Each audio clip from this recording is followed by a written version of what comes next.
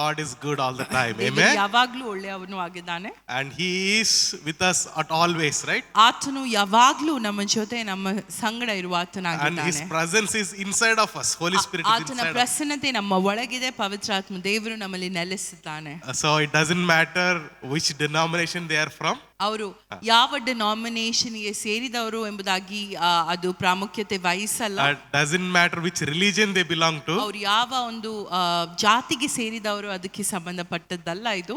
If they believed in Jesus, ಅವರು ಯೇಸು ಸ್ವಾಮಿಯನ್ನು ನಂಬಿದ್ರೆ, if they believed in what Christ has done, ಕ್ರಿಸ್ತನು ಮಾಡಿದ ಕಾರ್ಯಗಳ ಮೇಲೆ ಅವರು ನಂಬಿಕೆಯನ್ನಿಟ್ರೆ what happens? ಏನಾಗುತ್ತೆ? They are new creation in Christ. ಅವರು ಕ್ರಿಸ್ತನಲ್ಲಿ ನೂತನ ಸೃಷ್ಟಿಗಳಾಗಲಿಕ್ಕೆ ಸಾಧ್ಯ. Amen. Amen. Okay, last week we studied about 4 things that we're going to learn from now on, right? ಕಳೆದ ವಾರ ನಾವು 4 ವಿಷಯಗಳ ಕುರಿತಾಗಿ ಚರ್ಚಿಸಿದ್ವಿ. ಈ 4 ವಿಷಯಗಳು ನಾವು ಇನ್ನು ಮುಂದೆ ಅದರ ಕೂಡ ಚರ್ಚಿಸಲಿದ್ದೇವೆ. Okay, what are those 4 things that help us to live a victorious life? ಯಾವ 4 ವಿಷಯಗಳು ನಮ್ಮನ್ನ ಜಯಶಾಲಿಯಾದ ಜೀವಿತಕ್ಕೆ ನಡೆಸುವಂತದ್ದಾಗಿದೆ? Or what are those 4 things that help us in our sanctification and victory in the Lord? ಕ್ರಿಸ್ತನಲ್ಲಿ ನಮ್ಮ ಒಂದು ನೂತನ ಪಡಿಸುವಿಕೆ, ಅದೇ ರೀತಿಯಾಗಿ ಒಂದು ಜಯಕ್ಕೆ ನಮ್ಮನ್ನು ಯಾವುದು ನಡೆಸ್ತದೆ? What are those things? ಶುದ್ಧೀಕರಣಕ್ಕೋಸ್ಕರ, ಮತ್ತೆ ನಮ್ಮ ಮನಸ್ಸು ರೂಪಾಂತರ ಹೊಂದಬೇಕಾಗಿ, ಮತ್ತೆ ಜಯಕರವಾದ ಜೀವನ ಜೀವಿಸಲಿಕ್ಕೋಸ್ಕರ ಯಾವುದದು 4 ವಿಷಯಗಳು ನಮಗೆ ಸಹಾಯ ಮಾಡ್ತದೆ? First thing, what is the first thing? ಮೊದಲನೇದಾಗಿ The word of God. ದೇವರ ವಾಕ್ಯ. Praise God. Praise the Lord. So we already meditated upon that, right? How the word of God helps us. ನಾವಾಗ್ಲೇ ಓದಿದ್ವಿ ಹೇಗೆ ದೇವರ ವಾಕ್ಯ ನಮಗೆ ಒಂದು ಅರ್ಥೈಸುತ್ತದೆ, ನಮಗೆ ಸಹಾಯ ಮಾಡ್ತದೆ ಎಂಬುದಾಗಿ. And word of God is everything for a believer. ದೇವರ ವಾಕ್ಯವು ವಿಶ್ವಾಸಿ ಜೀವಿತದಲ್ಲಿ ಎಲ್ಲವೂ ಆಗಿದೆ.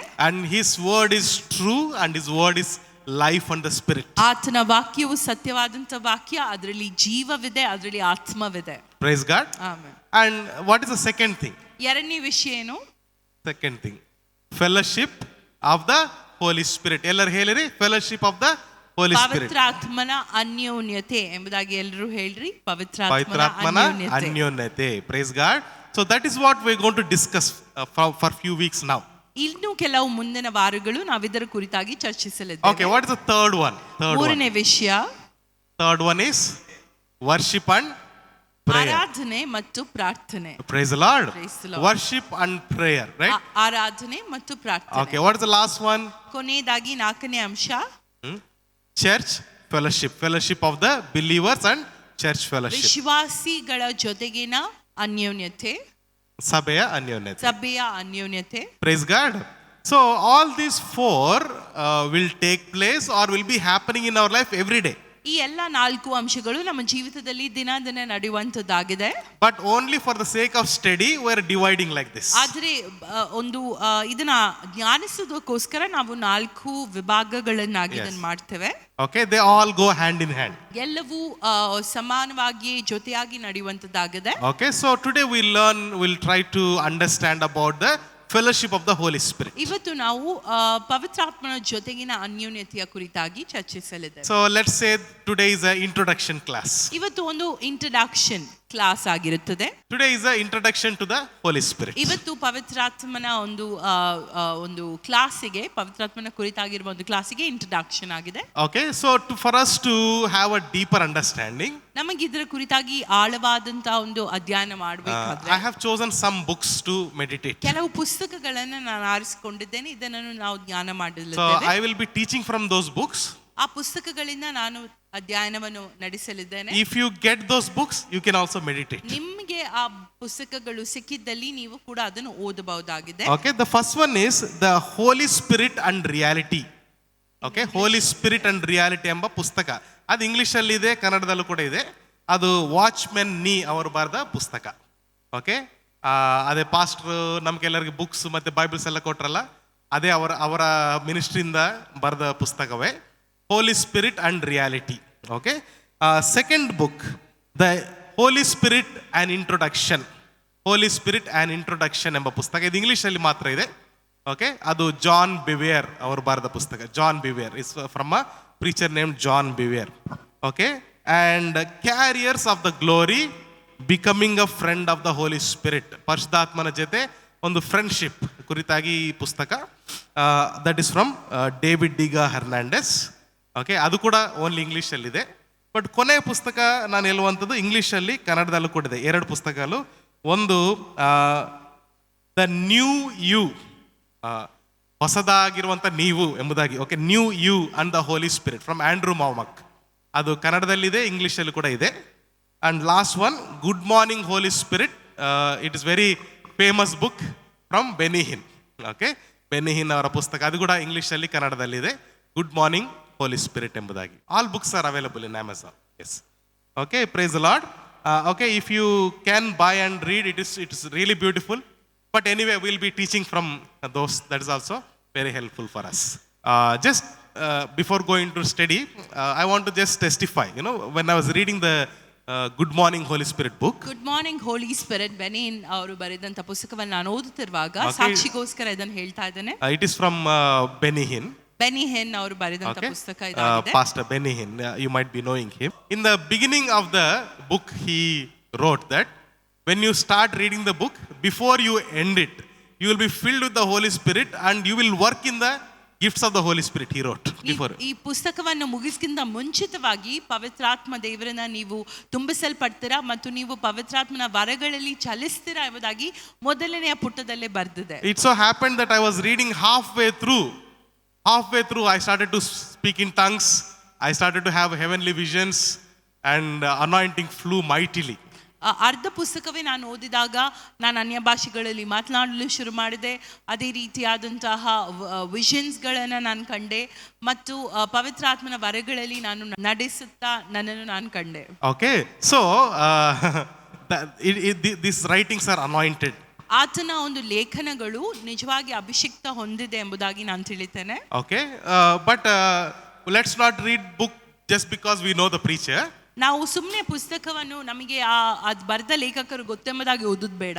But let us compare with the word of God. ದೇವರ ವಾಕ್ಯದ ಜೊತೆ ಅದನ್ನು ನಾವು ಹೋಲಿಕೆ ಮಾಡಿ ಓದಿ ಅರ್ಥೈಸಬೇಕಾಗಿದೆ. Paul tells about one church, right? ಪೌಲನು ಒಂದು ಸಭೆ ಕುರಿತಾಗಿ ಹೇಳ್ತಾ ಇದ್ದಾನೆ. I appreciate you because my own teaching you compared with the word of God. ನಾನು ನಿಮ್ಮನ್ನ ಮೆಚ್ಚಿಸ್ತೇನೆ, ಯಾಕಂದ್ರೆ ನೀವು ನನ್ನ ಒಂದು ಬೋಧನೆಯನ್ನೇ ದೇವರ ವಾಕ್ಯಕ್ಕೆ ಹೋಲಿಕೆ ಮಾಡಿ ನೋಡಿದ್ದೀರಾ. ಇದು ಕರೆಕ್ಟಾ ಇಲ್ವಾ ಎಂಬುದಾಗಿ ಪೌಲನ ಟೀಚಿಂಗ್ ನೇ ಅವರು ಹೋಲಿಕೆ ಮಾಡಿ ನೋಡಿದ್ರಂತೆ, right? So just remember that when you read the books. ದೇವರ ವಾಕ್ಯವನ್ನ ಆ ಪುಸ್ತಕಗಳನ್ನ ನೀವು ಓದುವಾಗ ಇದರ ಕುರಿತಾಗಿ ಕೂಡ ಆಲೋಚಿಸಿ ಗಮನಿಸ್ರಿ. All right, praise God. All right, let's go into the teaching now. Before actually explaining about the Holy Spirit, ಪವಿತ್ರಾತ್ಮನ ಕುರಿತಾಗಿ ಹೇಳೋದಕ್ಕಿಂತ ಮುಂಚಿತವಾಗಿ okay, I want to ask you some questions. ಕೆಲವು ಪ್ರಶ್ನೆಗಳನ್ನ ನಾನು ನಿಮ್ಮಲ್ಲಿ ಕೇಳ್ತೇನೆ. What do you think about the Holy Spirit? When I say Holy Spirit, what comes to your mind? ಪವಿತ್ರಾತ್ಮ ದೇವರು ಎಂಬುದಾಗಿ ನಾನು ಹೇಳಿದಾಗ ನಿಮಗೆ ಏನು ಮನಸ್ಸಿಗೆ ಬರ್ತದೆ? ಪವಿತ್ರಾತ್ಮನು ಎಂಬುದಾಗಿ ಹೇಳಿದಾಗ is a person, okay, ಆತನು ವ್ಯಕ್ತಿ ಎಂಬುದಾಗಿ. ಮತ್ತೆ ತ್ರೈಕ ದೇವರಲ್ಲಿ ಒಬ್ಬನು, okay, okay, yeah, he is a part of Trinity. He is my great help. Praise the Lord. Wonderful. ಸಹಾಯಕ. Okay, he is my strength. Beautiful. ನನ್ನ ಬಲ. Okay, he teaches us the word of God. ನಮ್ಮನ್ನು ಸರಿಯಾದ ಮಾರ್ಗದಲ್ಲಿ ನಡೆಸುವವರು. Sorry, ಶೋಧನೆಗಳಿಂದ ಬಿಡುಗಡೆ ಪಡಿಸುವವರು. limitations. ಕೊರತೆಗಳಲ್ಲಿ yeah, ನನ್ನನ್ನು ಬಲಪಡಿಸುವವರು. Praise Lord. Supernatural courage he gives. Super natural ಆದಂತಹ ಒಂದು ಧೈರ್ಯವನ್ನು ಅವರು ನಮಗೆ ಕೊಡ್ತಾರೆ. Okay, praise God. Wonderful, wonderful. He gives us assurance that we are the children of the Most High God. ಕ್ರಿಸ್ತನ ಮಕ್ಕಳು ನಾವು, ದೇವರ ಮಕ್ಕಳು ನಾವೆಂಬುದಾಗಿ ನಮಗೆ ಒಂದು ಆಶ್ವಾಸನೆ ಅವರು ನೀಡ್ತಾರೆ. Okay, all right. So before you came to know the truth about the Holy Spirit, ಪವಿತ್ರಾತ್ಮನ ಕುರಿತಾಗಿ ಸತ್ಯವು ನಿಮಗೆ ಗೊತ್ತಾಗುತ್ತ ಮುಂಚಿತವಾಗಿ what were the wrong ideas that you had about the Holy Spirit? ಆಲೋಚನೆಗಳು ನಿಮಗೆ ಏನಿತ್ತು? ಏನಾದ್ರು ಭಿನ್ನಾಭಿಪ್ರಾಯಗಳಿತ್ತ ಪವಿತ್ರಾತ್ಮನ ಕುರಿತಾಗಿ? ಸರಿ, ಪರಿಶುದ್ಧಾತ್ಮ ಪಾರಿವಾಳ, ಬೆಂಕಿ ಗಾಳಿ ಎಂಬುದಾಗಿ ಒಂದು ಆಲೋಚನೆ ಇತ್ತು, ರೈಟ್? ಸರಿ, ಶಿವರಿಂಗ್, ರೈಟ್, ಶಿವರಿಂಗ್ ಆಗುವಂಥದ್ದು. Okay, praise the Lord. Earlier in the traditional churches we never talk about the Holy Spirit. Yes, ಕರ್ತನೆ ಆತ್ಮನು, Lord is the Spirit. Okay, praise the Lord. Anything else? That's it, right? Okay, so we will go little bit deeper. Okay, actually, I got this idea this Sunday when Pastor Nagesh was preaching. Fast Nagesh ಅವರು ಈ ಭಾನುವಾರ ಬೋಧನೆ ಹೇಳ್ತಾ ಇರುವಾಗ ಈ ಒಂದು idea ನಂಗೆ So, ಬಂತು. some points when he quoted, I thought this is the right way to begin. ಅವ್ರು ಕೆಲವು ಪಾಯಿಂಟ್ಸ್ ಕೋಟ್ ಮಾಡಿದ್ರು, ಇದನ್ನೇ ಉಪಯೋಗಿಸಿ ಇದು ರೀತಿಯಾಗಿ ನಾನು ಪ್ರಾರಂಭಿಸಬಹುದಲ್ಲ ಎಂಬುದಾಗಿ ನಾನು ಆಲೋಚಿಸಿದೆ. Okay, in Bible, ಸತ್ಯವೇದದಲ್ಲಿ when you talk about life, ನೀವು ಜೀವನದ ಕುರಿತಾಗಿ ಮಾತನಾಡುವ, especially in the New Testament, ಹೊಸ ಒಡಂಬಡಿಕೆಯಲ್ಲಿ the life, the word life is given in three ways in Greek. ಜೀವ ಪದಕ್ಕೆ 3 ಅರ್ಥಗಳು ಗ್ರೀಕ್ ಭಾಷೆಯಲ್ಲಿ ಕೊಡಲ್ಪಟ್ಟಿವೆ. Okay, in English it is written life. English ಭಾಷೆಯಲ್ಲಿ ಜೀವಕ್ಕೆ ಲೈಫ್ ಎಂಬುದಾಗಿ ಹೇಳ್ತಾರೆ. Okay, ಕನ್ನಡದಲ್ಲಿ ಜೀವ ಎಂಬುದಾಗಿದೆ, ತೆಲುಗುలో ಕೂಡ ಜೀವಿತము, జీవితము ప్రాణము, ಜೀವಂ జీవం జీవం జీవం, రైట్. సో జీవం అని ఉంది, right. But in Greek there were 3 words used. Greek ಭಾಷೆಯಲ್ಲಿ 3 ಪದಗಳು ಜೀವದ ಕುರಿತಾಗಿ ಉಪಯೋಗಿಸಲ್ಪಟ್ಟಿವೆ. If we understand these 3 words, we can clearly understand what Jesus was saying. ಈ 3 ವಾಕ್ಯಗಳ ಅರಿವು ನಮಗಾದಲ್ಲಿ ಯೇಸು ಕ್ರಿಸ್ತರು ಯಾವುದ್ರ ಕುರಿತಾಗಿ ಹೇಳ್ತಾ ಇದ್ದಾರೆ ಎಂಬುದಾಗಿ ನಮಗೆ ಅರಿವಾಗ್ತದೆ. The first word that we see, and we also know this word, is called bios. ಮೊದಲನೆಯ ವಾಕ್ಯ ಜೀವಕ್ಕೆ ಗ್ರೀಕ್ ಪದದಲ್ಲಿ ಬಯೋಸ್ ಎಂಬುದಾಗಿ, BIOS. ಎಲ್ಲರಿಗೆ ಬಯಾಲಜಿ ಅಂತ ಅಂದ್ರೆ ಗೊತ್ತಿದೆಯಲ್ಲ. What is biology? ಜೀವಶಾಸ್ತ್ರ. ಸ್ಟಡಿಂಗ್ ಅಬೌಟ್ ಲೈಫ್, ಜೀವದ ಕುರಿತಾಗಿ ಅಧ್ಯಯನ. Okay, the word biology comes from bios. Biology ಎಂಬ ಪದವು ಬಯಾಸ್ ಎಂಬ ಪದದಿಂದ ಬರುವಂತದ್ದಾಗಿದೆ. This is a physical life. ಅದು ಶಾರೀರಿಕವಾದಂತಹ ಜೀವ. Okay, I worked in cancer therapy. ನಾನು ಕ್ಯಾನ್ಸರ್ ಥೆರಪಿಯಲ್ಲಿ ಕೆಲಸ ಮಾಡ್ತಾ ಇದ್ದೇನೆ. I always had one doubt. ನನ್ಗೆ ಯಾವಾಗಲೂ ಒಂದು ಸಂದೇಹವಿತ್ತು, what is life? ಜೀವ ಅಂದ್ರೆ ಏನು? Okay, what is life? What is bios? Bias ಅಂದ್ರೆ ಏನು? Okay, because what cancer cells I was working on, those are breast cancer and cervical cancer. ನಾನು ಯಾವ ಕ್ಯಾನ್ಸರ್ ಸೆಲ್ಸ್ ಮೇಲೆ ಅಧ್ಯಯನ ಮಾಡ್ತಾ ಇದ್ದೇನೋ ಅದು ಒಂದು ಬ್ರೆಸ್ಟ್ ಕ್ಯಾನ್ಸರ್ ಮತ್ತು ಇನ್ನೊಂದು cervical cancer. Okay, the cell lines, the cervical cancer cell line is called HeLa, HeLa cell lines. Okay, HeLa cell lines. Okay, ಆ ಸೆಲ್ಸ್ ಇರ್ತದಲ್ಲ, ಕ್ಯಾನ್ಸರ್ ಸೆಲ್ಸ್, ನಾನು ವರ್ಕ್ ಮಾಡೋ ಕ್ಯಾನ್ಸರ್ ಸೆಲ್ಸ್ ಹೆಸರು HeLa cells, HeLa. Okay, HeLa ಎಂಬುದಾಗಿ ಏನು ಅಂತ ನಾನು ನೋಡಿದೆ. ಅದು ಒಂದು ವ್ಯಕ್ತಿಯ ಹೆಸರು. ಆ ವ್ಯಕ್ತಿ ಹೆಸರು ಹೆನ್ರಿಯೆಟಾ ಲಾರ್ಕ್ಸ್ ಎಂಬುದಾಗಿ. That name HeLa means one person's name. It is Henrietta Lacks. Who is Henrietta Lacks? 68 years back she died. She died 68 years back, but her cells I am using and working. So 68 ವರ್ಷದ ಹಿಂದೆ ಅವರು ಸತ್ತಿದ್ದಾರೆ. ಅವರ ಒಂದು cells ಅನ್ನ ಹಿಡಿದು ನಾವು ಇವತ್ತು experiment ಮಾಡ್ತಾ ಇದ್ದೇವೆ. Okay, so is she alive? ಅವರು ಸತ್ತಿದ್ದಾರಾ, ಜೀವಿತವಾಗಿದ್ದಾರಾ? ಸತ್ತಿದ್ದಾರೆ, but her cells are alive. ಆದ್ರೆ ಅವರ ಸೆಲ್ಸ್, okay, ಜೀವ ಕಣಗಳು ಜೀವವಾಗಿವೆ. Okay, so we cannot very much determine what is life. ಜೀವಿತ ಏನೆಂಬುದಾಗಿ ನಮಗೆ ಸುಲಭವಾಗಿ ಹೇಳಲಿಕ್ಕೆ ಸಾಧ್ಯವಿಲ್ಲ. Okay, ಜೀವ ಎಂಬುದಾಗಿ ಏನೆಂಬುದಾಗಿ. Okay, if you ask what is life, ಜೀವ ಏನು ಎಂಬುದಾಗಿ ನೀವು ಕೇಳಿದ್ರೆ I'm sure nobody can define it perfectly. ಯಾರು ಅದನ್ನ ಸಂಪೂರ್ಣವಾಗಿ ವಿವರಿಸಲು ಸಾಧ್ಯವಾಗುವುದಿಲ್ಲ. But by God's grace, Bible is given to us. ಆದ್ರೆ ದೇವರ ದಯೆಯ ಮೂಲಕ, ಕೃಪೆಯ ಮೂಲಕ ನಮಗೆ ಸತ್ಯವೇದವು ಕೊಡಲ್ಪಟ್ಟಿದೆ. Okay, life is of 3 kinds. ಜೀವವು 3 ಥರದಾಗಿದೆ. This is bios. Bios means physical life. ಒಂದು ಬಯಾಸ್ ಅಂದ್ರೆ ಶಾರೀರಿಕವಾದ ಜೀವನ, Okay, ಜೀವ. when you breathe, when you eat, when you do something physically, this is bios. ನೀವು ಶ್ವಾಸಿಸುವಾಗ, ತಿನ್ನುವಾಗ, ಶಾರೀರಿಕ ವಲಯದಲ್ಲಿ ಏನಾದ್ರೂ ಮಾಡುವಾಗ ಅದನ್ನ ನಾವು ಬಯಾಸ್ ಎಂಬುದಾಗಿ ಹೇಳ್ತೇವೆ. Okay, and there is second one. ಎರಡನೇದು, that is called suche or suchi. ಸೂಚಿ ಎಂಬುದಾಗಿ ಅದರ ಅರ್ಥ. Okay. PSUCHE. Okay, suchi. Okay, ಸೂಚಿ ಎಂಬುದಾಗಿ. this is life in your thoughts. ಅಂದ್ರೆ ಆಲೋಚನೆಯ ಜೀವನ. Jivana. Okay, so last time we learned one thing about our thoughts, right? ಕಳೆದ ವಾರ ಆಲೋಚನೆ ಕುರಿತಾಗಿ ನಾವೇನೋ ಕಲ್ತ್ವಿ. Okay, our 80% of our life will live in our thoughts. 80% ನಮ್ಮ ಜೀವಿತ ನಮ್ಮ ಆಲೋಚನೆಯಲ್ಲಿ ಆಧಾರವಾಗಿದೆ. And how our thoughts are aligned, that is how we live. ನಮ್ಮ ಆಲೋಚನೆ ಹೇಗೆ ಇದೆಯೋ ಅದೇ ರೀತಿಯಾದಂತಹ ಮಾರ್ಗದರ್ಶನದಲ್ಲಿ ನಾವು ನಡೆಯುತ್ತೇವೆ. Okay, so this is called as suchi.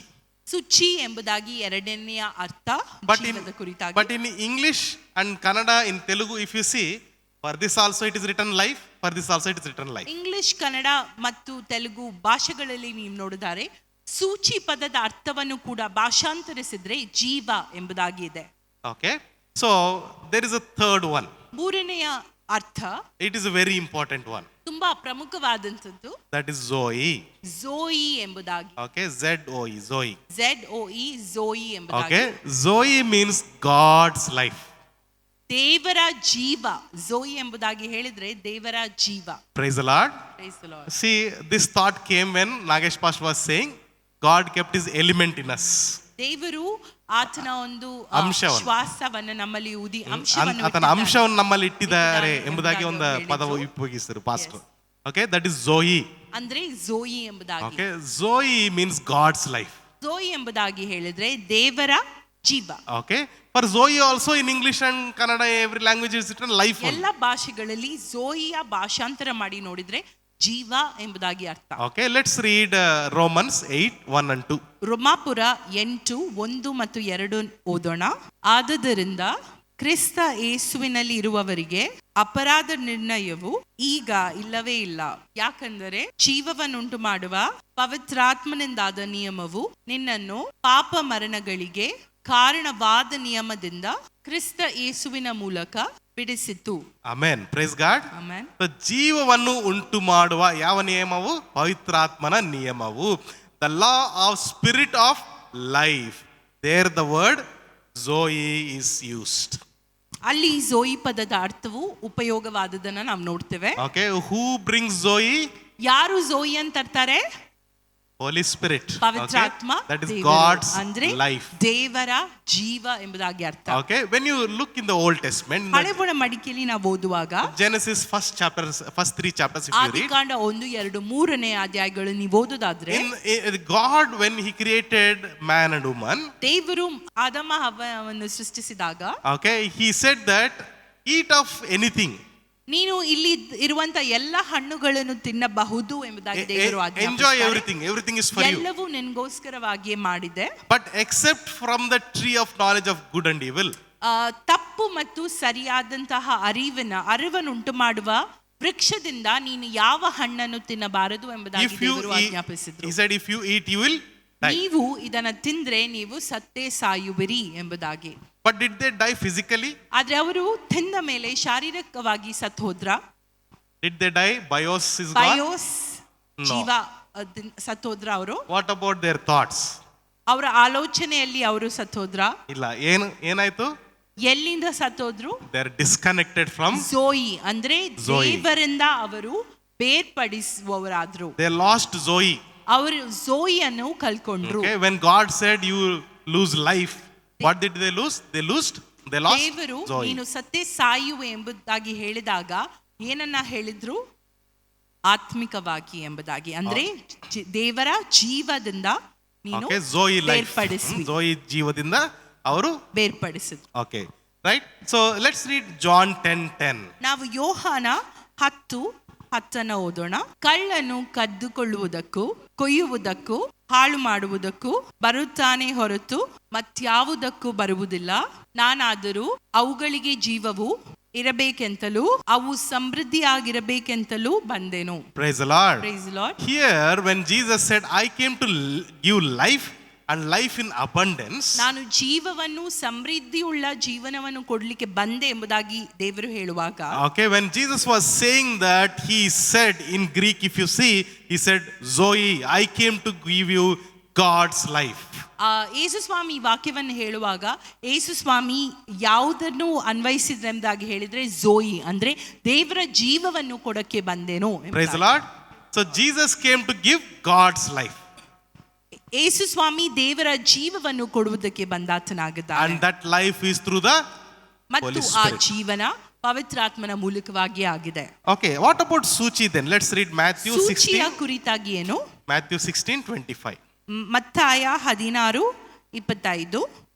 ತನ್ನ ಪ್ರಾಣವನ್ನು ಉಳಿಸಿಕೊಳ್ಳಬೇಕೆಂತಿರುವವನು ಅದನ್ನು ಕಳಕೊಳ್ಳುವನು, ಆದರೆ ನನ್ನ ನಿಮಿತ್ತವಾಗಿ ತನ್ನ ಪ್ರಾಣವನ್ನು ಕಳಕೊಂಡವನು ಅದನ್ನು ಕಂಡುಕೊಳ್ಳುವನು.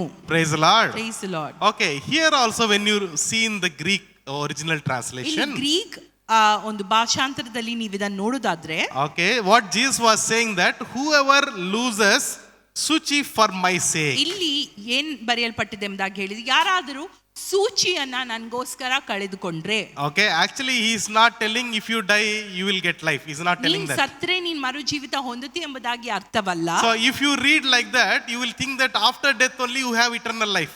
ಆಗ ನೀವೆನಿಸ್ತೀರಾ ಸತ್ತೋದ್ಮೇಲೆ ಮಾತ್ರ ನಿತ್ಯ ಜೀವ ಉಂಟೆಂಬುದಾಗಿ. Okay, but Jesus is saying that if you lose your thought pattern or the worldly patterns, ಕನ್ನಡದಲ್ಲಿ ಕರೆಕ್ಟ್ ಆಗಿ ಪ್ರಾಣವು ಎಂಬುದಾಗಿ ಉಪಯೋಗಿಸಲ್ಪಟ್ಟಿದೆ, ರೈಟ್? ಪ್ರಾಣ ಅಂದ್ರೆ ಏನು? ಸೋಲ್ ಆರ್ ಮನಸ್ಸು ಎಂಬುದಾಗಿ, ರೈಟ್? ಆತನಿಗೋಸ್ಕರ ನಾವು ಮನಸ್ಸು ಕಂಪ್ಲೀಟ್ ಆಗಿ ಕೊಡೋದಾದ್ರೆ, ರೈಟ್, ಏನು ಸಿಗುತ್ತಂತೆ? Zoe, you will find Zoe, God's life. So that is how these three words are interchanged in the Bible. ಅದೇ ರೀತಿಯಾಗಿ ಈ ಮೂರು ಪದಗಳು ವಿವಿಧ ರೀತಿಯಲ್ಲಿ ಸತ್ಯವೇದದಲ್ಲಿ ಉಪಯೋಗಿಸಿದನ್ನ ನಾವು So ನೋಡ್ತೇವೆ. in the same way, Luke 8:14. ಲೂಕ 8:14 ನೀವು ನೋಡೋದಾದ್ರೆ There Jesus talks about parable of a sower. ಅಲ್ಲಿ ಬಿತ್ತುವವನ ಸಾಮ್ಯದ ಕುರಿತಾಗಿ ಯೇಸು ಸ್ವಾಮಿ ಬರೆದಿದ್ದಾರೆ. There he talks about worries of the world, cares of the world. ಅಲ್ಲಿ ಲೌಕಿಕವಾದಂತಹ ಆಲೋಚನೆ ವ್ಯಸನಗಳ ಕುರಿತಾಗಿ Okay, ಬರೆಯಲ್ಪಟ್ಟಿದೆ. ಚಿಂತೆಗಳ ಕುರಿತಾಗಿ ಚಿಂತೆಗಳ ಬರೆಯಲ್ಪಟ್ಟಿದೆ. ಕುರಿತಾಗಿ. There he uses the word bios. ಅಲ್ಲಿ ಬಯಾಸ್ ದ ಅರ್ಥೈಸುವಿಕೆಯನ್ನ ನಾವು ನೋಡಬಹುದಾಗಿದೆ. Okay, praise the Lord. Praise the Lord. So you understand, right, what is bios, Suchi and Zoe. Bias, ಸೂಚಿ ಮತ್ತು ಝೋಯಿ ಏನೆಂಬುದಾಗಿ ನಿಮಗೆ ಈಗ ಅರ್ಥ ಆಯ್ತಲ್ಲ? Okay, there are other words that are used for Zoe. ಇನ್ನು ಕೆಲವು ವರ್ಡ್ಸ್ ಗಳನ್ನ ಝೋಯಿಯ ಬದಲು ಉಪಯೋಗಿಸಲ್ಪಟ್ಟಿದೆ. Okay, that is eternal life. ಅಂದ್ರೆ ನಿತ್ಯ ಜೀವ. Okay, life in abundance. ಸಮೃದ್ಧಿ ಆದಂತಹ ಜೀವ. God's life. ದೇವರ ಜೀವ. God given life. ದೇವರಿಂದ ಬಂದಂತಹ ಜೀವ. God's breath. ದೇವರ ಒಂದು ಶ್ವಾಸ. Okay, like this. Many English terms are used based on the context. ಒಂದು ಸಂದರ್ಭದ ಕುರಿತಾಗಿ ನೋಡೋದಾದ್ರೆ ಹಲವು ಈ ತರದಂತಹ ವಾಕ್ಯಗಳನ್ನ ಝೋಯುಗೆ ಉಪಯೋಗಿಸಲ್ಪಡುವುದನ್ನ ನಾವು Okay, ನೋಡ್ತೇವೆ. but if you see in the Greek, only one word is used for that. What is that? Zoe. ಆದ್ರೆ Greek ಪದದಲ್ಲಿ ನಾವು ನೋಡೋದಾದ್ರೆ ಒಂದೇ ವರ್ಡ್ ಅನ್ನ ಅದೆಲ್ಲ ಸ್ಥಳಗಳಲ್ಲಿ ಉಪಯೋಗಿಸಲ್ಪಟ್ಟಿದೆ. ಅದು ಯಾವುದೆಂಬುದಾಗಿ ಹೇಳಿದ್ರೆ ಝೋಯಿ. Praise the Lord. Praise the Lord. So with this we understand ಇದರ ಮೂಲಕ ನಾವು ಅರ್ಥೈಸುವುದೇನೆಂದಾಗಿ ಹೇಳಿದ್ರೆ there is no believer life or there is no Christian life without the Holy Spirit. ಪವಿತ್ರಾತ್ಮರಿಲ್ಲದೆ ಕ್ರೈಸ್ತ ಜೀವಿತವಿಲ್ಲ. Okay, without the Holy Spirit there is no believer. ಪವಿತ್ರಾತ್ಮ ಇಲ್ಲದಿದ್ದರೆ ವಿಶ್ವಾಸಿಯೇ ಇಲ್ಲ. Okay, if you say I am a believer ನಾನು ವಿಶ್ವಾಸಿ ಎಂಬುದಾಗಿ ನೀವು ಹೇಳಿದ್ರೆ and I am born again in Christ, ನಾನು ಕ್ರಿಸ್ತನಲ್ಲಿ ಮರು ಹುಟ್ಟಿದ್ದೇನೆ ಎಂಬುದಾಗಿ ನೀವು Okay. ಹೇಳಿದ್ರೆ that means that you are confessing actually that I have Zoe. ಅಂದ್ರೆ ನೀವು ಅರಿಕೆ ಮಾಡ್ತಾ ಇದ್ದೀರಾ ನನ್ನಲ್ಲಿ ಝೋಯಿ ಇದೆ ಎಂಬುದಾಗಿ. Okay, that means God's life is in me. ಅಂದ್ರೆ ಕ್ರಿಸ್ತನ ಜೀವ ನನ್ನಲ್ಲಿ ಇದೆ. And that life is through the Holy Spirit. ಮತ್ತು ಆ ಜೀವ ಪವಿತ್ರಾತ್ಮ ದೇವರ ಮೂಲಕವಾಗಿದೆ. Praise God. Praise the Lord. So there is literally zero believers without the Holy Spirit. ಆದುದರಿಂದ ವಿಶ್ವಾಸಿಗಳು ಪವಿತ್ರಾತ್ಮನಿಲ್ಲದೆ ಝೀರೋ ವಿಶ್ವಾಸಿಗಳಿದ್ದಾರೆ ಎಂಬುದಾಗಿ ನಾವು Okay, ಹೇಳ್ಬೋದು. sometimes we hear in the meetings, right? ಕೆಲವು ಮೀಟಿಂಗ್ಸ್ ಗಳಲ್ಲಿ ನಾವು ಕೇಳ್ತೇವೆ. I also use these words sometimes earlier in our meetings. ನಾನು ಕೂಡ ಕೆಲವು ಮೀಟಿಂಗ್ಸ್ ಅಲ್ಲಿ ಈ ವಿಷಯಗಳನ್ನು ಉಪಯೋಗಿಸಿದೆ. I used to say that whoever is with the Holy Spirit come. ಪವಿತ್ರಾತ್ಮವನ್ನು ಹೊಂದಿದವರು ಎದುರು ಬನ್ನಿ ಎಂಬುದಾಗಿ. Okay, but when I understood this, ಇದನ್ನ ನಾನು ಅರ್ಥೈಸಿದಾಗ I ಸಂಪೂರ್ಣವಾಗಿ understood that there is no believer without Holy Spirit. ಪವಿತ್ರಾತ್ಮ ದೇವರಿಲ್ಲದ ವಿಶ್ವಾಸಿಗಳೇ ಇಲ್ಲ ಎಂಬುದಾಗಿ ನಂಗೆ ಗೊತ್ತಾಯ್ತು. Praise the Lord. Praise the Lord. Hallelujah. Hallelujah. Can you turn to neighbor and tell them the Holy Spirit is in you? ಪವಿತ್ರಾತ್ಮ ದೇವರು ನಿಮ್ಮ ಹತ್ರ ಇದ್ದಾನೆ, ನಿಮ್ಮಲ್ಲಿ ಇದ್ದಾನೆ ಎಂಬುದಾಗಿ ನಿಮ್ಮ Tell them God's life is in you. ದೇವರ ಜೀವ ನಿಮ್ಮಲ್ಲಿದೆ ಎಂಬುದಾಗಿ. Zoe is in you. ಝೋಯಿ ನಿಮ್ಮಲ್ಲಿ ಇದೆ. Praise the Lord. Praise the Lord. Hallelujah. Yeah. See, Jesus explains about the Holy Spirit like this in John 14:26. ಯೋಹಾನ 14 26. 26ರಲ್ಲಿ ಈ ರೀತಿಯಾಗಿ ಪವಿತ್ರಾತ್ಮನ ಕುರಿತಾಗಿ ಬರೆಯಲ್ಪಟ್ಟಿದೆ.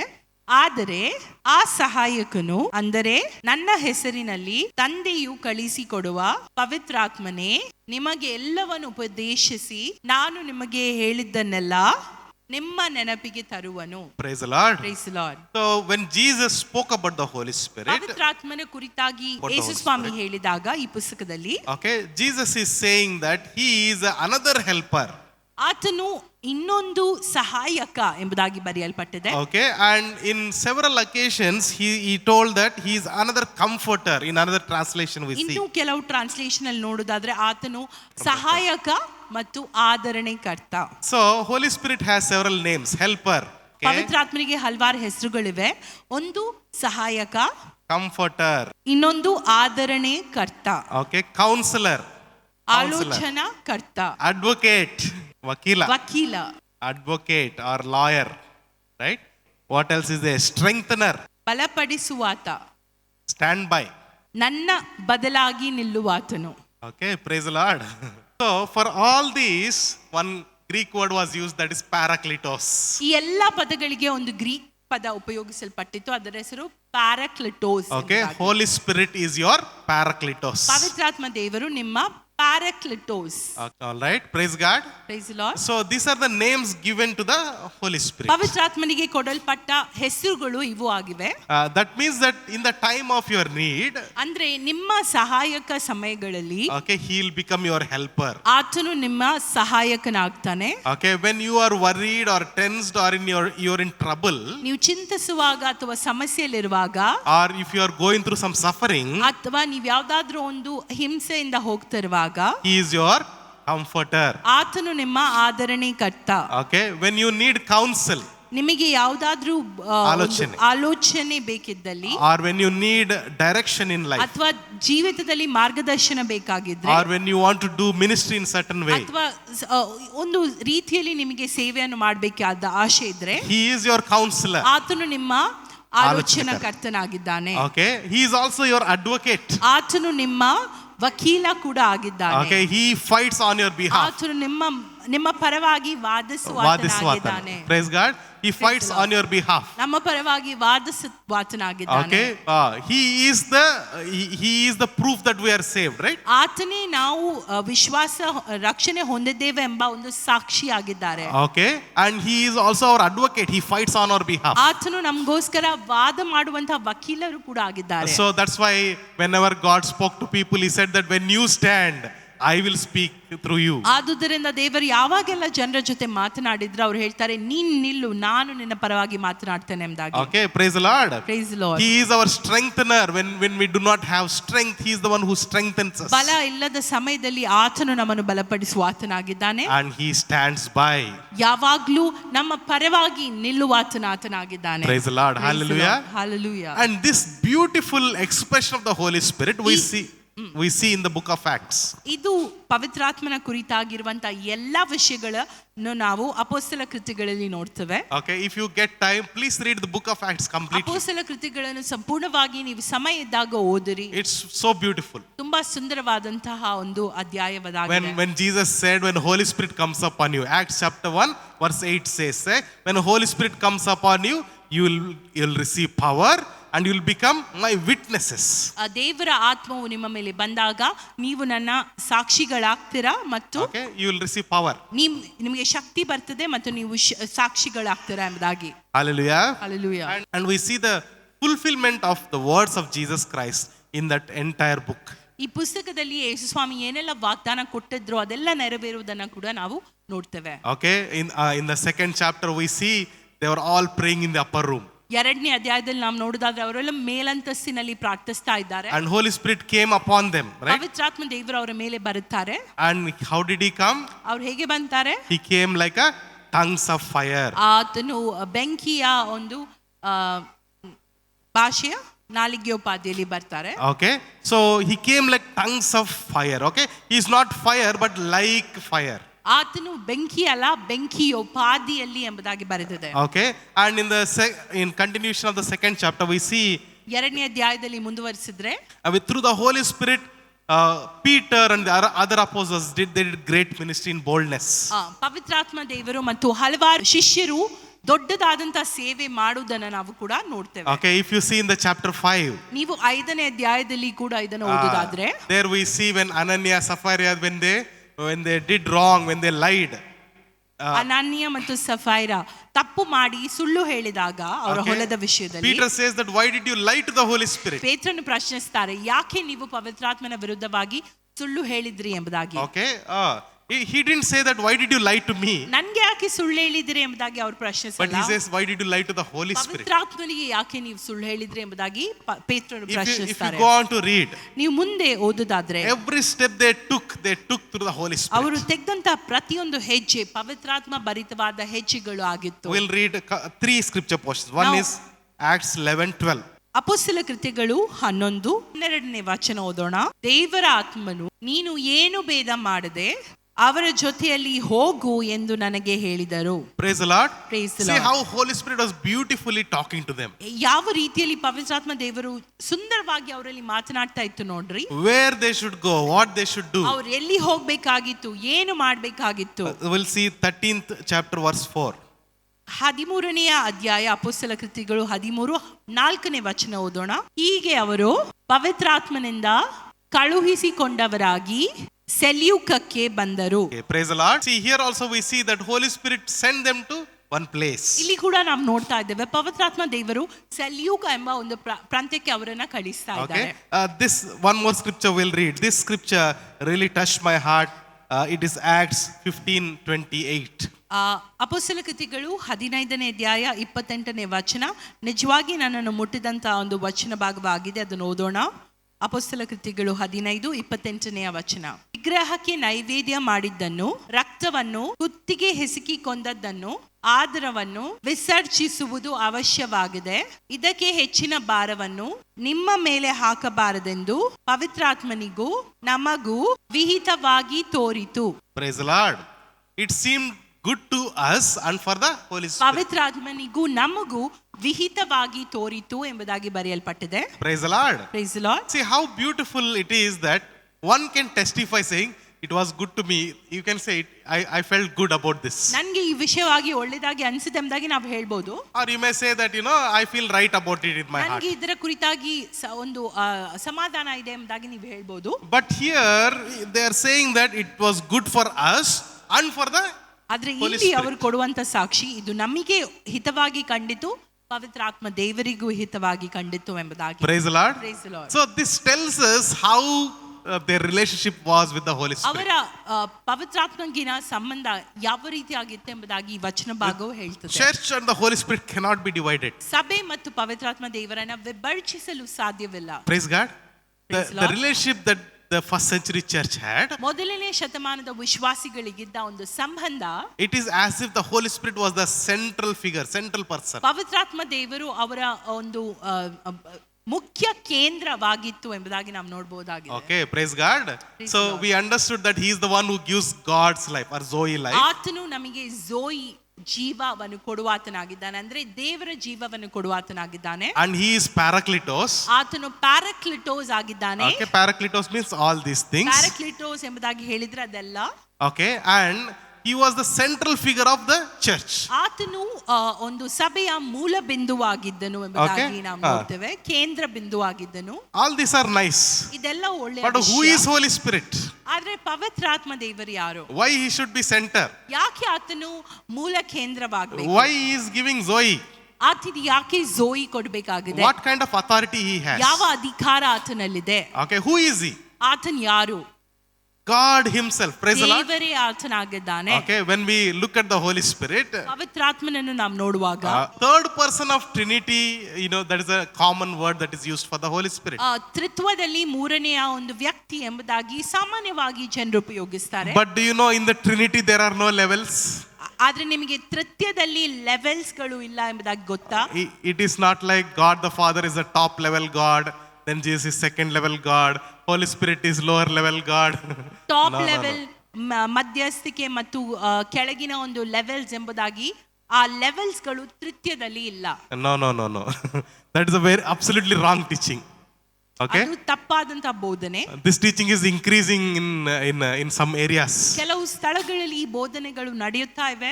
Okay, but it's not true. ಅದು ಸರಿಯಾದಂತದ್ದಲ್ಲ. Okay, if you want to count like that, like first 1, 2 and 3, ನೀವು 1 2 3 ಅನ್ನು ಲೆಕ್ಕಿಸಬೇಕಿದ್ರೆ maybe you should count Holy Spirit as 1. ಪವಿತ್ರಾತ್ಮನನ್ನ ನೀವು ಒಂದೆಂಬುದಾಗಿ ಕೌಂಟ್ ಮಾಡಬೇಕಾಗಿದೆ. Okay, ಮೂರಲ್ಲ ಒಂದೇ ಆಕ್ಚುಲಿ ಹೇಳ್ಬೇಕಾದ್ರೆ.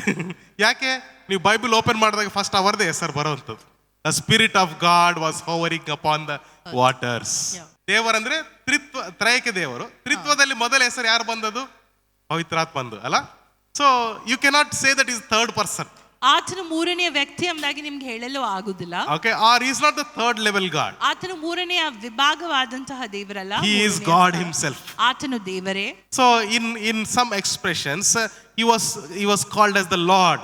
ಕೆಲವು ಸ್ಥಳಗಳಲ್ಲಿ ಆತನನ್ನ ಕರ್ತನು ಎಂಬುದಾಗಿ ಹೇಳಲ್ಪಟ್ಟಿದ್ದಾರೆ. Okay, and in some places the spirit of Jesus ಎಂಬುದಾಗಿ ಕೂಡ ಬೈಬಲ್ ಅಲ್ಲಿ ಇದೆ. ಕರ್ತನ ಆತ್ಮನು ಎಂಬುದಾಗಿ. Some more things we can understand. Maybe will in the coming days we can learn about it. ಇನ್ನು ಕೆಲವು ವಿಷಯಗಳನ್ನು ನಾವು ಮುಂದೆ ಚರ್ಚಿಸೋಣ. For example, in the Bible, you say Yahweh is Father God, right? ಸತ್ಯವೇದದಲ್ಲಿ ನಾವು ಯಾವ್ವೆ ಎಂಬುದಾಗಿ ಹೇಳ್ತೇವೆ, ಅಂದ್ರೆ ತಂದೆಯಾದ ದೇವರು. Okay, but David writes that my Yahweh. ಅರೆ ದಾವೀದ ಬರೀತಾರೆ ನನ್ನ ಯಾವ್ವೆ. With his Yahweh, ನನ್ನ ಯಾವ್ವೆ ಆತನ ಯಾವ್ವೆ ಜೊತೆ. He says that Lord my God. ದೇವರೇ ನನ್ನ ದೇವರು ಎಂಬುದಾಗಿ. ಕರ್ತನೇ ನನ್ನ ದೇವರೇ ಎಂಬುದಾಗಿ ಹೇಳಿದನು. Okay, so who is this Yahweh and is Yahweh? Okay, so we should understand this is Trinity. ಇದು ತ್ರಯೇಕ ಒಂದು ದೇವರು ಎಂಬುದಾಗಿ ನಾವು ಅರ್ಥೈಸಬೇಕಾಗಿದೆ. So for that we'll read some scriptures. ಕೆಲವು ವಚನ ಭಾಗಗಳನ್ನು ನಾವು ಓದೋಣ. Genesis 1:26. ಆದಿಕಾಂಡ 1:26.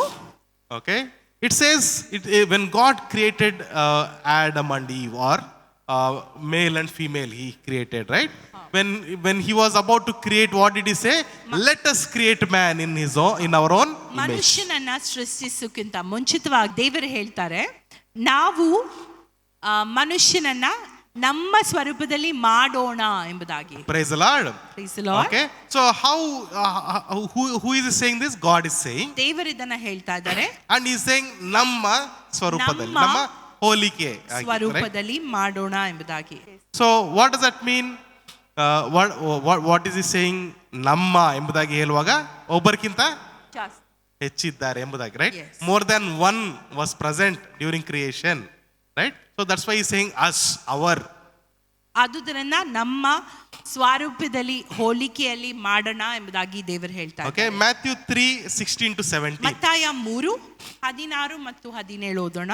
ಯೇಸು ಸ್ವಾಮಿ ಸ್ನಾನ ಮಾಡಿಸಿಕೊಂಡ ಕೂಡಲೇ ನೀರಿನಿಂದ ಮೇಲಕ್ಕೆ ಬರಲು ಇಗೋ ಆತನಿಗೆ ಆಕಾಶವು ತೆರೆಯಿತು ಮತ್ತು ದೇವರ ಆತ್ಮ ಪಾರಿವಾಳದ ಹಾಗೆ ಇಳಿದು ತನ್ನ ಮೇಲೆ ಬರುವುದನ್ನು ಕಂಡನು.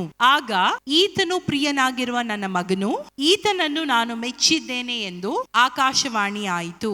Amen. Praise the Lord. Praise the Lord. See, this is a perfect image of Trinity. ಇದು ತ್ರೈಕ ದೇವರ ಒಂದು ಉತ್ತಮವಾದಂತಹ ಒಂದು ವಿದರ್ಶನೆ. Okay, son has come down to this earth in the form of a human. ಮಗನು ದೈವ ಕುಮಾರನು ಈ ಲೋಕದಲ್ಲಿ ಮನುಷ್ಯನ ಉಪಾಧಿಯಲ್ಲಿ ಬಂದಿದ್ದಾರೆ. He was taking baptism. ಆತನು ದೀಕ್ಷಾಸ್ನಾನ ತೆಗೆದುಕೊಳ್ತಾ ಇದ್ದಾನೆ. After baptism what happened? The doors of heaven were open. ದೀಕ್ಷಾಸ್ನಾನ ಆದ ಬಳಿಕ ತಕ್ಷಣನೇ ಆ ಸ್ವರ್ಗದ ದ್ವಾರಗಳು ತೆರೆಯಲ್ಪಡುವುದನ್ನು ನಾವು ಕಾಣ್ತೇವೆ. Holy Spirit came and landed upon him like a dove. ಪವಿತ್ರಾತ್ಮ ದೇವರು ಪಾರಿವಾಳದ ಉಪಾಧಿಯಲ್ಲಿ ಬಂದು ಅವರ ಮೇಲೆ ನೆಲೆಸುವುದನ್ನು ನಾವು ನೋಡ್ತೇವೆ. Okay, and the voice came from the heaven. ಸ್ವರ್ಗದಿಂದ ಒಂದು ಸ್ವರವು ಎಲ್ಲರಿಗೆ ಕೇಳಿಸುತ್ತದೆ. This is my beloved son in whom I am well pleased. ಇದು ನನ್ನ ಪ್ರಿಯ ಮಗನು, ಇವನಲ್ಲಿ ನಾನು ಮೆಚ್ಚಿದ್ದೇನೆ ಎಂಬುದಾಗಿ. Praise the Lord. Praise the Lord. This is such a beautiful image of Trinity. ಇದು ತುಂಬಾ ಒಂದು ಸುಂದರವಾದಂತಹ ತ್ರೈಕ ದೇವರ ಒಂದು ವಿವರಣೆಯಾಗಿದೆ. Okay, understanding Trinity is very complex. ಟ್ರಿನಿಟಿಯನ್ನು ಅಥವಾ ತ್ರೈಕ ದೇವರನ್ನು ಅರ್ಥೈಸುವುದು ಸ್ವಲ್ಪ ಕಷ್ಟವಾದಂತ ಸಂಗತಿ ಹೌದು. Okay, but if we can simply understand, that is not God. ಆದ್ರೆ ಅದನ್ನ ಸುಲಭವಾಗಿ ನಾವು ಅರ್ಥೈಸೋದಾದ್ರೆ ಯಾವ್ದಾದ್ರು ವಿಷಯ ಅದು ದೇವರೇ ಅಲ್ಲ. Okay, because it is God, it is not possible to fully understand. ದೇವರಾದುದರಿಂದ ನಮ್ಮ ಒಂದು ಶಾರೀರಿಕವಾದ ಒಂದು ಮನಸ್ಸಿನಲ್ಲಿ ನಮಗೆ ಅದನ್ನ ಅರ್ಥೈಸಲು ಸಂಪೂರ್ಣವಾಗಿ ಸಾಧ್ಯವಾಗುವುದಿಲ್ಲ. Okay, but bit by bit because of his revelation, ಆದ್ರೆ ಹಂತ ಹಂತವಾಗಿ ಆತನ ಪ್ರಕಟಣೆಯ ನಿಮಿತ್ತವಾಗಿ okay, we can understand ನಮಗೆ ಅರ್ಥ ಆಗ್ತದೆ that Father, Son and the Holy Spirit together called as God. ತಂದೆ ಮಗ ಪವಿತ್ರಾತ್ಮ ದೇವರು ಜೊತೆಯಾಗಿ ದೇವರು ಎಂಬುದು ಕರೀತಾರೆ. We have only one, ನಮಗೆ ಒಂದೇ ದೇವರು, one God. Okay, praise the Lord. Praise the Lord. We don't have three gods. Remember that. ಮೂರು ದೇವರಿಲ್ಲ, ನೆನಪಿಡಿ. Okay, ಈಗ ತಂದೆ ಮಗ ಪರಿಶುದ್ಧಾತ್ಮ ಅಂದ್ರೆ ಮೂರು ದೇವರು ಅನ್ಕೊನ್ಬೇಕು, ಇಲ್ಲ ಒಂದೇ ದೇವರು. Okay, praise the Lord. 3 in 1, that's why it's called as Trinity. ತ್ರಿತ್ವ ಅಂದ್ರೆ ಏನು? ಮೂರು ಮೂರು ಸೇರಿ ಒಂದರಲ್ಲಿ. ಒಂದೇ. Praise the Lord. Okay, so here God and Elohim, these words are used, right? ದೇವರು ಎಲೋಹಿಮ್ ಎಂಬ ಒಂದು ವರ್ಡ್ಸ್ ಅನ್ನು ಉಪಯೋಗಿಸಲ್ಪಟ್ಟಿವೆ In the creation. ಸೃಷ್ಟಿಯಲ್ಲಿ. Okay, Elohim is not a singular. ಎಲೋಹಿ ಎಂಬುದಾಗಿ ಹೇಳಿದ್ರೆ ಅದು ಒಂದು ವ್ಯಕ್ತಿಗೆ ಸೇರ್ಪಡೆ ಆದಂತದ್ದಲ್ಲ. Okay, Elohim is a team. ಎಲೋಹಿ ಅಂದ್ರೆ ಪ್ಲೂರಲ್, ಅಂದ್ರೆ ಒಂದು ಗುಂಪು. Okay, so it's like a gumpu. Okay, fine. So Elohim is not one person. ಎಲೋಹಿಮ್ ಒಂದು ಮನುಷ್ಯ ಅಲ್ಲ, Okay, ಅದು ಗುಂಪು. That word itself does not belong to singularity. ಪದವು ಒಂದು ಮನುಷ್ಯನಿಗೆ ಸೇರಿದಂತದ್ದಲ್ಲ ಅಥವಾ ಒಬ್ಬರಿಗೆ ಸೇರಿದಂತದ್ದಲ್ಲ, ಅದು ಗುಂಪು ಎಂಬುದಾಗಿ, ಒಬ್ಬರಿಗಿಂತ ಹೆಚ್ಚು ಎಂಬುದಾಗಿ ಅದರ ಅರ್ಥ. Okay, like for example, ಉದಾಹರಣೆಗೆ if you say India is playing, India Bharat ದೇಶವು ಆಡುತ್ತಾ ಇದೆ ಎಂಬುದಾಗಿ ನಾವು ಹೇಳಿದಾಗ, okay, that's not one person, right? ಅದು ಒಬ್ಬರಲ್ಲ, It's a team. ಅದು ಒಂದು ತಂಡವಾಗಿದೆ. Yes, ತಂಡ, ಅದೇ ವರ್ಡ್ ನಾನು ಹುಡುಕ್ತಾ ಇದ್ದೆ. Okay, so when you say we are one family, ನಾವು ಒಂದು ಕುಟುಂಬ ಎಂಬುದಾಗಿ ನೀವು ಹೇಳುವಾಗ, me and my wife we are one, if we say, ನಾವಿಬ್ಬರು ಒಂದು ಎಂಬುದಾಗಿ ನಾವು ಹೇಳುವಾಗ, or we are one body, ನಾವು ಒಂದೇ ದೇಹ ಎಂಬುದಾಗಿ ಹೇಳುವಾಗ, okay, doesn't mean that our body became one, it merged. ನಮ್ಮ ದೇಹವು ಜಾಯಿಂಟ್ ಆಗಿದೆ ಎಂಬುದಾಗಿ ಅಲ್ಲ. Okay, we are two people, ನಾವು ಇಬ್ಬರು ವ್ಯಕ್ತಿಗಳು, but one body. ಆದ್ರೆ ಒಂದು ದೇಹ. Okay, you are understanding the ನಿಮ್ಗೆ word. ಅರ್ಥವಾಗ್ತಿದೆಯಾ? This kind of words that are used, ಈ ತರ metaphorical words. ಯೂಸ್ ಮಾಡಲ್ಪಟ್ಟಿದೆ. Okay, and some people explain like this. ಕೆಲವು ಜನರು ಈ ರೀತಿಯಾಗಿ ಇದನ್ನ ಎಕ್ಸ್ಪ್ಲೇನ್ ಮಾಡ್ತಾರೆ. Okay, if you say water, if you take water, ನೀವು ನೀರನ್ನ ತೆಗೆಯುವುದಾದ್ರೆ it exists in three forms. ಆ ನೀರು ಮೂರು ರೂಪದಲ್ಲಿ ನಾವು ನೋಡಬಹುದು. Okay, ನೀರನ್ನ, this is water, liquid. ಇದು ದ್ರವ ರೂಪ. Okay, if you keep it at 0 degrees, what happens? ಇದನ್ನ ನಾವು 0 ಡಿಗ್ರಿಯಲ್ಲಿ ಇಟ್ಟರೆ ಏನಾಗ್ತದೆ? Okay, ಐಸ್ ಆಗ್ತದೆ. below 4 degrees, 0 degrees, what happens? It start to become ice. Okay, that is a solid form. ಅಂದ್ರೆ ಅದು ಘನ ಪದಾರ್ಥ. Okay, ಘನ ಪದಾರ್ಥ. ಮಾರ್ಪಡ್ತದೆ. ಇದು ದ್ರವ್ಯ. Okay, ಅದು ಏನಾಗಿದೆ? ಘನ ಪದಾರ್ಥ, ice. Okay, when you heat it above 100 degrees, what happens? ನೀವು ಮತ್ತು ಅದನ್ನ ನೀವು ಕುದಿಸೋದಾದ್ರೆ 100 ಸೆಂಟಿಗ್ರೇಡ್ಗಿಂತ ಹೆಚ್ಚು ಮಾಡಿದ್ರೆ ಅದೇನಾಗ್ತದೆ? It's a gas. ಆವಿ ಆಗ್ತದೆ. Okay, it becomes gas. ಅಂದ್ರೆ ಇದು ಗ್ಯಾಸ್ ಆಗಿ ಮಾರ್ಪಡ್ತದೆ. Okay, so it is water only, ಅದು ನೀರೇ, but it exists in three forms. ಆದ್ರೆ ಮೂರು So ವಿಧ. you can, but this also it does not fully explain God. ಇದು ಕೂಡ ನಮಗೆ ಸಂಪೂರ್ಣವಾಗಿ ದೇವರ ಕುರಿತಾಗಿ ಹೇಳೋದಕ್ಕೆ ಸಾಧ್ಯವಾಗ್ತಾ ಇಲ್ಲ. Okay, ಈ ಉದಾಹರಣೆ ಕೂಡ. I will tell one more example. ಇನ್ನೊಂದು ಉದಾಹರಣೆ ಹೇಳ್ತೇನೆ. In a family, ಒಂದು ಮನೆಯಲ್ಲಿ if you take father, mother and the son, ನೀವು ತಂದೆ, ಮಗ ಮತ್ತು ಹೆಂಡತಿ ಅಂತ ತಾಯಿ, ತಗೊಂಡ್ರೆ, okay, ತಾಯಿ ತಾಯಿ, ಅಂತ ತಗೊಂಡ್ರೆ, so if you take father, mother and the son, they are one family, right? ತಂದೆ, ಮಗ ಮತ್ತು ತಾಯಿಯನ್ನು ತಗೊಂಡ್ರೆ ಅವರು ಒಂದು ಕುಟುಂಬ. Okay, praise the Lord. Praise the Lord. So Trinity is like one family. ತ್ರೈಕತ್ವ ಎಂಬುದಾಗಿ ಹೇಳಿದ್ರೆ ಒಂದು ಕುಟುಂಬದ ಉಪಾಧಿ. Okay, there is beautiful love between these three. ಮೂವರಲ್ಲಿ ಕೂಡ ಒಂದು ಉತ್ತಮವಾದಂತಹ ಪ್ರೀತಿ ನೆಲೆಸ್ತದೆ. Okay, father always exalted Jesus. ತಂದೆ ಯಾವಾಗಲೂ ಯೇಸು ಸ್ವಾಮಿನ ಎಕ್ಸಾಲ್ಟ್ ಮಾಡ್ತಾರೆ, ಮಹಿಮೆ ಪಡಿಸ್ತಾರೆ. Okay, and Jesus talked about the Holy Spirit and saying, from now on Holy Spirit will lead you. ಪವಿತ್ರಾತ್ಮ ದೇವರು ಯಾವಾಗಲೂ ಯೇಸು ಸ್ವಾಮಿ ಯಾವಾಗಲೂ ಪವಿತ್ರಾತ್ಮ ದೇವರ ಕುರಿತು ಮಾತನಾಡ್ತಾ ಇನ್ನು ಮುಂದೆ ಪವಿತ್ರಾತ್ಮ ದೇವರು ನಿಮ್ಮನ್ನು ನಡೆಸ್ತಾನೆ ಕೂಡ ಎಂಬುದಾಗಿ ಹೇಳ್ತಾರೆ. And so much he respected the Holy Spirit that he says that if anybody does blasphemy against me, there is forgiveness, but if you do blasphemy against the Holy Spirit, there is no forgiveness. ಎಷ್ಟು ಒಂದು ಆದ್ಯತೆ ಯೇಸು ಸ್ವಾಮಿ ಪವಿತ್ರಾತ್ಮದ ಕುರಿತಾಗಿ ಕೊಟ್ಟರು ಎಂಬುದಾಗಿ ಹೇಳಿದ್ರೆ ಆತನು ಹೇಳ್ತಾರೆ, ನನ್ನ ಕುರಿತಾಗಿ ನೀವೇನಾದ್ರೂ ಹೇಳಿದ್ರು ಕೂಡ ಅದು ಕ್ಷಮಿಸಬಲ್ಲದ್ದು, ಆದ್ರೆ ಪವಿತ್ರಾತ್ಮನ ಕೂಡ ಕುರಿತಾಗಿ ನೀವೇನಾದ್ರೂ ಹೇಳಿದ್ರೆ ಅದಕ್ಕೆ ಯಾವ ಕ್ಷಮಾಪಣೆ ಇಲ್ಲ. ಪವಿತ್ರಾತ್ಮನನ್ನು ದೂಷಣೆ ಮಾಡಿದ್ರೆ ಅದಕ್ಕೆ ಯಾವ ಕ್ಷಮಾಪಣೆ ಇಲ್ಲ ಎಂಬುದಾಗಿ. Okay, so much respect Jesus gave to the Holy Spirit. ಆದ್ಯತೆ, ಗೌರವವನ್ನು ಯೇಸು ಸ್ವಾಮಿ ಪವಿತ್ರಾತ್ಮರಿಗೆ ಕೊಡುವಂತದನ್ನ ನಾವು ನೋಡ್ತೇವೆ. And the Holy Spirit, once again, what he does, he reminds about what Jesus has taught. He exalts Jesus Christ, he puts Jesus on the top, and he exalts the Father and gives Father's love. ಪವಿತ್ರಾತ್ಮ ದೇವರು ಕೂಡ ನಾವು ನೋಡೋದಾದ್ರೆ ಯೇಸು ಸ್ವಾಮಿಯ ಕುರಿತಾಗಿ ಹೇಳಿ ಆ ಯೇಸು ಸ್ವಾಮಿಯ ಬೋಧನೆಗಳನ್ನ ನಮಗೆ ಜ್ಞಾಪಕಕ್ಕೆ ತರುತ್ತಾ ತಂದೆಯಾದ ದೇವರನ್ನು ಮೇಲೆಡುತ್ತಾ ಆತನನ್ನ ಮಹಿಮೆ ಪಡಿಸುವುದನ್ನು ನಾವು ನೋಡ್ತೇವೆ. Praise the Lord. Praise the Lord. So it is like a beautiful family. ಅದು ಒಂದು ಉತ್ತಮವಾದಂತಹ ಸುಂದರವಾದಂತಹ ಕುಟುಂಬದ ಉಪಾಧಿಯಲ್ಲಿ. In the Hebrew text, ಇಬ್ರಿಯ ಒಂದು ಗ್ರಂಥದಲ್ಲಿ ನಾವು ನೋಡ್ತಾರೆ for the Spirit of God, ಇಬ್ರಿಯ ಪದದ ಭಾಷಾಂತರದಲ್ಲಿ okay, the feminine gender was used. ಪವಿತ್ರಾತ್ಮ ದೇವರಿಗೆ ಒಂದು ಸ್ತ್ರೀಲಿಂಗ ಉಪಯೋಗಿಸಲ್ಪಟ್ಟಿತ್ತು. Correct? Feminine gender, strilinga, right? In the Hebrew text. ಇಬ್ರು ಟೆಕ್ಸ್ಟ್ ಅಲ್ಲಿ ಸ್ತ್ರೀಲಿಂಗ ಎಂಬುದಾಗಿ ಉಪಯೋಗಿಸಲ್ಪಟ್ಟಿತ್ತು But ಪವಿತ್ರಾತ್ಮ ದೇವರಿಗೆ. when it comes to Greek, ಆದ್ರೆ ಗ್ರೀಕ್ ಭಾಷೆಗೆ ನಾವು ಅದನ್ನ ನೋಡುವಾಗ ಅದರ ಭಾಷಾಂತರ there they very sure used ಆತನು ಎಂಬುದಾಗಿ, right? So him, it is said him or he. Greek ಭಾಷೆಯಲ್ಲಿ ಪುಲ್ಲಿಂಗ ಅಥವಾ ಆತನು ಎಂಬುದಾಗಿ ಉಪಯೋಗಿಸಲ್ಪಡೋದನ್ನ ನಾವು ನೋಡ್ತೇವೆ. So you can understand this Trinity by understanding the family as well. ನಿಮಗೆ ಈ ಟ್ರಿನಿಟಿ ಅಥವಾ ತ್ರೈಕ ದೇವರ ಒಂದು ಕುರಿತಾಗಿ ನಾವು ಹೇಳುವುದಾದ್ರೆ ಕುಟುಂಬದ ಉದಾಹರಣೆ ನೋಡಿದ್ರೆ ನಿಮಗೆ ಗೊತ್ತಾಗ್ತದೆ. Okay, there are many more examples like this. ಇನ್ನೂ ಹೆಚ್ಚಾದ ಉದಾಹರಣೆಗಳಿವೆ. But nothing will fully explain the Trinity. ಆದ್ರೆ ಯಾವುದು ಕೂಡ ತ್ರೈಕ ದೇವರನ್ನು ಸಂಪೂರ್ಣವಾಗಿ ವಿವರಿಸಲು ಸಾಧ್ಯವೇ Okay, ಇಲ್ಲ. one preacher said like this. ಒಂದು ದೇವ ಸೇವಕರು ಈ ರೀತಿಯಾಗಿ ಹೇಳಿದ್ರು, If you can fully understand God with your mind, ನಿಮಗೆ ದೇವರ ಕುರಿತಾಗಿ ಸಂಪೂರ್ಣವಾಗಿ ನಿಮ್ಮ ಆಲೋಚನೆ ಮೂಲಕ ಅರ್ಥ ಆದ್ರೆ, if you say that God is this and this, that is his shape, that is his akara, that is his nature, if you can define like that, ದೇವರು ಈ ರೀತಿಯಾಗಿ ಇದು ದೇವರ ಆಕಾರ, ಇದು ಆತನ ಸ್ವಭಾವ ಎಂಬುದಾಗಿ ನೀವು ಸಂಪೂರ್ಣವಾಗಿ ಹೇಳಲು ಶಕ್ತರಾದ್ರೆ, most probably that person is not God. That person is not ಆ God. ಮನುಷ್ಯ ದೇವರೇ ಅಲ್ಲ ಎಂಬುದಾಗಿ. Okay, because your mind cannot contain what God is. ದೇವರೇನೆಂಬುದಾಗಿ ನಿಮ್ಮ ಮನಸ್ಸಿಗೆ ಕಾಂಪ್ರಿಹೆಂಡ್ ಮಾಡಕ್ಕಾಗಲ್ಲ, ಆಲೋಚನೆ ಊಹಿಸ್ಲಿಕ್ಕೂ ಆಗಲ್ಲ. Okay, it is impossible.